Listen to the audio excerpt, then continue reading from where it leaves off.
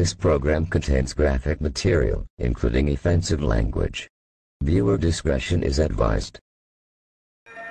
It was December 4th, 1940. Frank and Bessie Gilmore, along with their 10-month-old son, Frank Jr., were drifting through Texas. Bessie was 9 months pregnant. She went into labor. Frank pulled over in a small oil workers' town where Bessie gave birth to their second son, Fay Robert Kaufman. Kaufman was just one of many aliases that Frank Gilmore used to throw people off his trail. He was a so-called 100%er. He sold ads to non-existent magazines and kept 100% of the profits for himself. Bessie was appalled that Frank had named their son Fay, so 2 weeks later, as they resumed their aimless trek, Bessie changed the baby's name to Gary Mark Gilmore. The next 8 years proved to be hard ones for the Gilmore family. They moved from town to town. Bessie had a third son, Galen. Frank was abusive, drank too much, and often wound up in prison.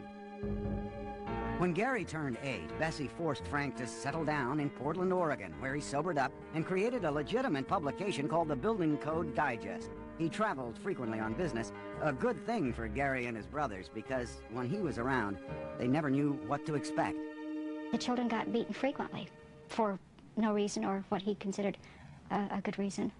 Sometimes he would even sneak up behind them and hide behind the door when they came in and just attack them for no real reason. Frank's beatings varied from spanking to hard blows with razor straps, belts, and sometimes clenched fists. Bessie wasn't immune from Frank's rage either. He often beat her in front of the kids. But above all, it was Gary who suffered the most from his father's physical and verbal abuse.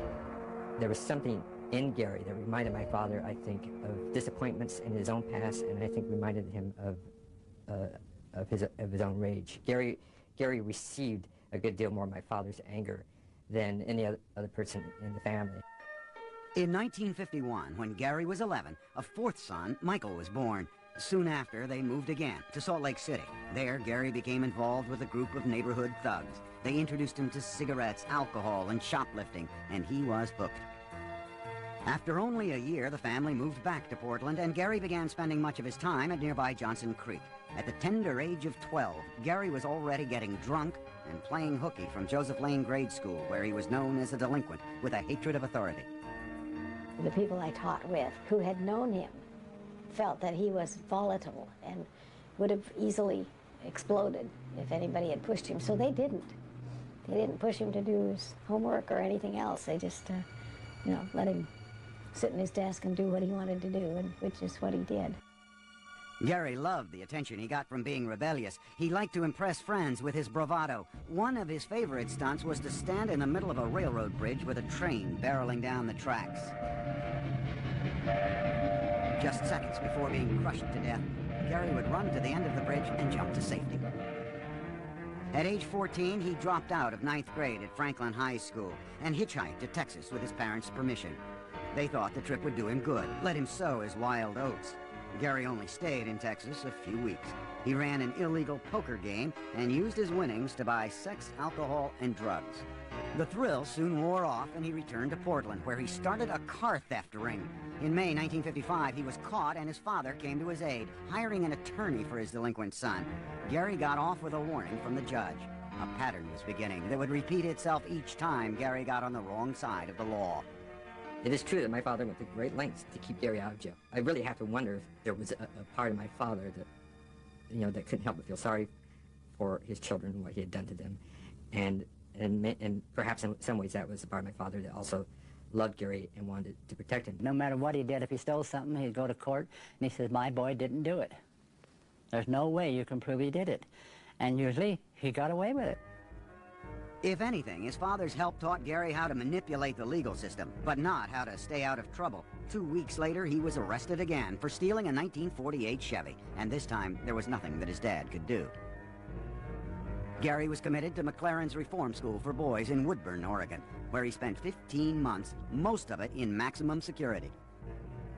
A common punishment was for them to be stripped of their clothes and locked in an attic room that had broken windows, inside a cage.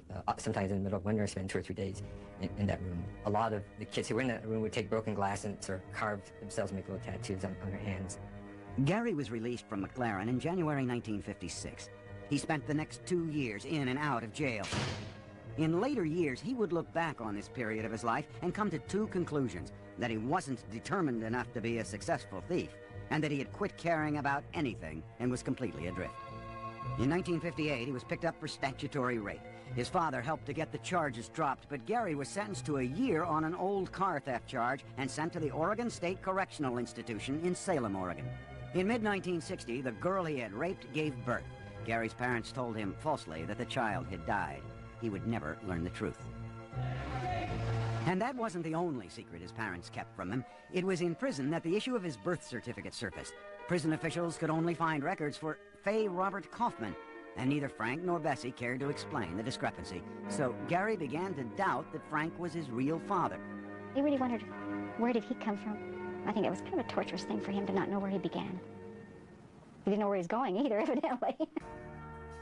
He was written up for 23 disciplinary violations, and time was added to his sentence for bad behavior.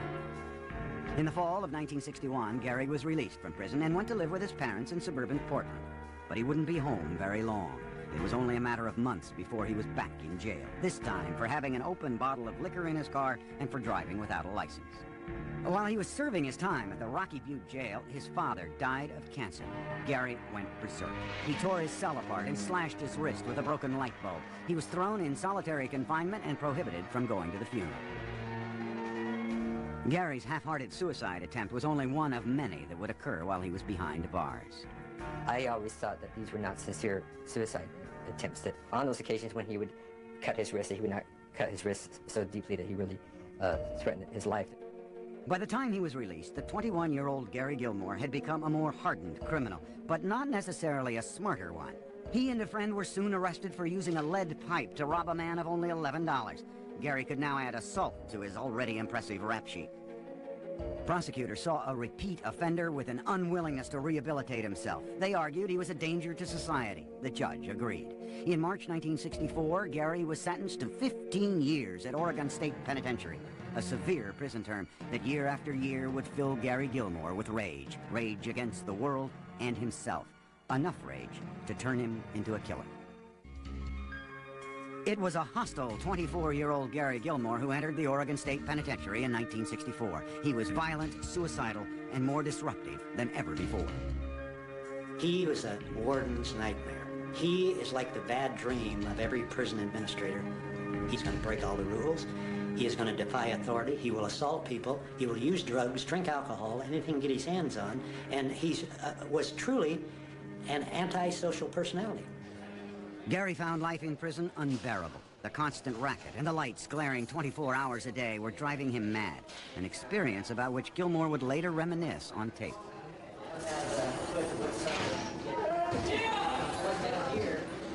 It's noisy. You're subjected to all kinds of shit you don't want to hear and be a part of, and ringing bells, hollering, get up, or we'll come in and take your bedding and all that shit. He said it was like walking up to the edge of hell and looking over and maintaining your balance as well as you can. He told me one time in one of his letters that the only affordable emotion that you have when you're in prison is anger.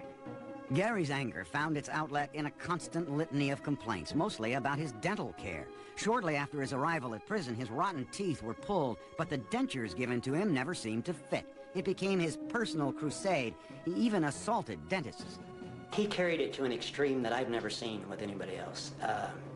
That was his cause, and you know, he rallied around that, and this went on for months and months and months. They don't fit, they don't work right. He used to break them, flush them down the toilet. He tried everything. Hunger strikes, and I think he cut on himself more than once. The prison put Gary in its version of solitary confinement, the disciplinary segregation unit. 23 hours a day alone in a cell with 1 hour to exercise and shower. Gary was a frequent visitor. It was in segregation that another side of Gary Gilmore emerged. He began writing poetry, drawing, and educating himself in the humanities, art, and literature. His IQ was 130. I think he found a kind of solace in solitary. For all that he did to be the big, hard convict, I think solitary was actually sort of his comfort. He found himself removed from all that threat and all that sort of ongoing horror. But not even solitary confinement could silence Gary Gilmore. He continued his fight for new dentures, even going so far as to convince a group of inmates to enter into a suicide pact in protest. They all slit their wrists at the same time. Some came close to dying. Gary only scratched himself. The prison had had enough of Gary Gilmore. In 1970, he was admitted to the psychiatric unit. It was decided that an antipsychotic drug called Prolixin would be administered, a drug with often painful and humiliating side effects. The thing that we saw was this shuffling, slurring, inept, drooling. It was a nightmare. But from Bessie's point of view, I think it was more than a nightmare. Yeah. He told me about being paralyzed, not even being able to unzip his pants to take a pee, not being able to move. At the urging of Gary's mother, the prison finally took Gary off Prolixin, but with the end of one source of pain, another soon took its place. In 1971, Gary's younger brother, Galen, died during surgery at the age of 27. But for once, instead of reacting violently, Gary immersed himself in his artwork, cultivating his natural artistic talent by working in the prison art shop and winning several contests.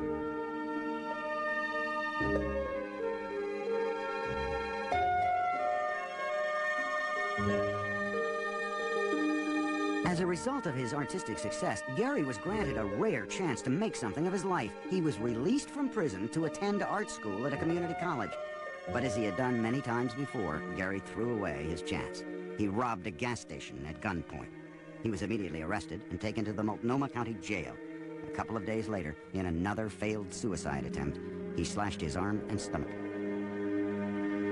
In February 1973, Gary was sentenced to 9 more years and returned to Oregon State Penitentiary, where he became increasingly more violent towards prison guards. Officials decided to put Gary back on Prolixin, the drug that had turned him into a virtual zombie 3 years earlier. He begged for an alternative punishment and got it. Gary was transferred to Marion, Illinois, a maximum security federal penitentiary better equipped to handle disorderly inmates. But he wouldn't be there very long. He started writing on a regular basis to his cousin Brenda in Provo, Utah, expressing regret for all the time and freedom he had lost in prison. A year and a half later, a deal was struck to parole him into her custody. In April 1976, Gary flew to Salt Lake City. Brenda met him at the airport. He carried everything he owned in one small athletic bag. I thought that was sad after all those years. To put your whole life into a bag smaller than a grocery bag, it seemed to be quite a loss. And Gary was missing more than material possessions. After spending almost half his life behind bars, he lacked the skills needed to adapt to life on the outside. He was impatient and became easily frustrated. His uncle Vern tried to help. He gave Gary a job at his shoe repair shop, but Gary was easily distracted. Every girl that walked in, he'd whistle at them, you know, and everything else. I had to talk to him every day. You don't do that. He, what did you see? Yeah, I seen it. But you don't follow it, you don't chase it, you don't whistle. He didn't like that at all. It wasn't long before he saw one girl he just couldn't resist. Nicole Barrett, a 19-year-old mother of 2 children who had been married and divorced 3 times. The attraction was mutual, immediate, and overwhelming. Within a week, Gary had moved into Nicole's home in Spanish Fork, a small town near Provo. Gary was like a teenager with his first real crush. We just started having a lot of fun together. Just the littlest things were meaningful. It was like this person has just started living. And everything was new, and everything was an experience. It was fun. Gary and Nicole drank heavily and smoked marijuana. Gary's cousin Brenda worried that Nicole, who was half Gary's age, was a bad influence on him. She thought Gary's blind love could only lead to trouble. It was almost like an old sailor out there on the sea that's been out there way too long, and he hears the sirens call of the mermaid and whatever out there on the ocean. And I think when Gary got back to society again, and when he saw this girl, Nicole, it was like a siren call to him. It was coaxing him in closer and closer. But if you've ever heard any sea stories, you know that it's right by the reef. In fact, a collision was coming. A combination of headache medication and excessive drinking caused Gary to suffer from violent mood swings and sexual dysfunction. His drinking is what really messed him up. He just changed like somebody who never really expected to be free. More like an escape convict, you know, than somebody out on parole. He just felt like he was just going to live it up and do whatever the hell he wanted to do. Including shoplifting. Gary would steal beer, cigarettes, and anything else that caught his eye, even guns. In late June, he brought a bag of stolen guns into Nicole's house. It scared the hell out of me. It felt like, you know, the beginning of the end. He was just running into too many walls, and he was going to lose it. And I didn't think he would go peacefully. I thought he would do something really crazy this time. Nicole did what was probably a smart and reasonable thing to do, which is that she left Gary. The 35-year-old Gary Gilmore was devastated, and all the anger of his prison years boiled up to the surface. A week later, Gary's blind passion for Nicole would unleash itself as blind rage. The result would be deadly. After 2 months of a passionate but troubled relationship with Gary Gilmore, Nicole Barrett left him and moved out of the house. It was an act for which Gary's life experience had left him hopelessly unprepared. He spent a week looking for her, to no avail. Gary was becoming more and more unhinged. He truly loved her and needed her and had to have her, and I think it was the last possible loss that he felt his heart could stand. On the evening of July 19th, 1976, Gary drove within a block of the Sinclair service station in Orem, Utah, just outside Provo. He parked his truck and walked toward the station. It looked deserted, except for Max Jensen, a 24-year-old Mormon law student and father of an infant girl. Gary had one of his stolen guns with him, a .22 caliber automatic. He approached Jensen and demanded the money in his pocket and the coin changer around his waist. He led Jensen to the small bathroom near the office, put the gun to Jensen's head, and made him get down on his knees. Then, according to Gary, he pulled the trigger once, saying, "This one's for me." As he pulled the trigger a second time, he said, "This one is for Nicole." He left a wad of bills untouched on the counter in the office. The following night, Gary dropped his truck off at a repair shop in Provo and walked to the city center motel. I think in some ways he had always wanted to destroy something in the world, and I think he didn't feel particularly discerning about what it was or who it was that he was going to destroy. Tonight, it would be Ben Bushnell, a 25-year-old Mormon with a pregnant wife and baby boy. Gary entered the hotel office carrying his gun. He approached Bushnell, demanded the cash box, and then shot him once in the head. As Gary ran out, he reached under a bush to dispose of the gun. The pistol went off, sending a bullet in one side of his hand and out the other. Dazed and bleeding, he drove to a friend's house and called his cousin Brenda, asking her to bring him bandages and painkillers. But instead, Brenda called the police. I didn't know what Gary would do. He shot someone Monday, someone Tuesday. It was Wednesday. We had to stop him. Gary was arrested and taken to the hospital to have his hand bandaged. Later that night, Lieutenant Gerald Nielsen interrogated Gary, recording part of the conversation on tape. Gary denied any involvement in the killing and asked Nielsen to check out his alibi. That's what happened.